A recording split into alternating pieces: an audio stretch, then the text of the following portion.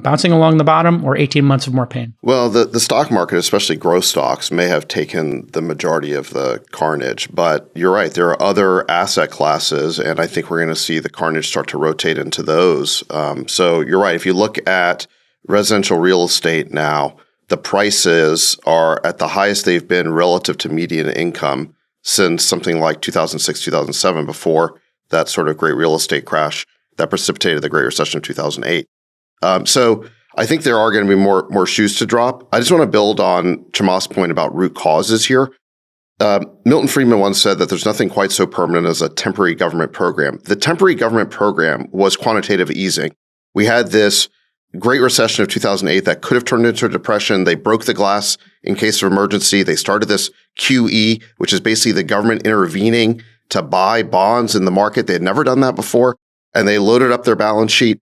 The crazy thing is that program was still continuing until last year. Why? I mean, it was like on cruise control.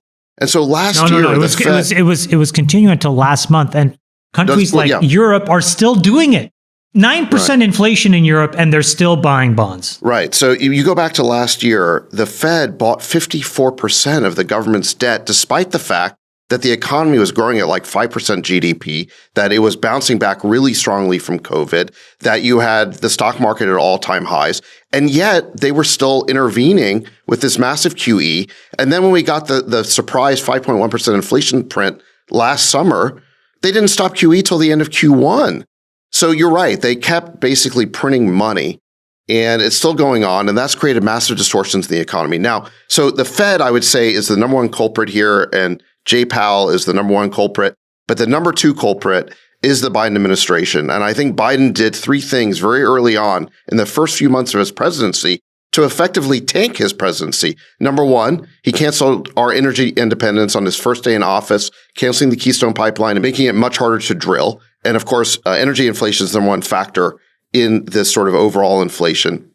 Number two, he pushed through that last $2 trillion of stimulus on straight party lines, the ARP, the American Rescue Plan, after Larry Summers said, economists in his own party said, this is going to create inflation, don't do it.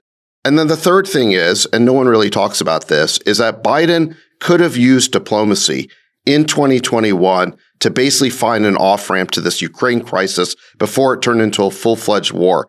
And if you listen to the economists, the international development economists like Jeffrey Sachs, he basically says that Biden polled his cabinet and said, listen, should we negotiate and compromise with the Russians? They all said no, and Biden handed down the order, we will not compromise with the Russians. So now we have this massive war in Ukraine that's fueling food and energy inflation. It's going to tank his presidency.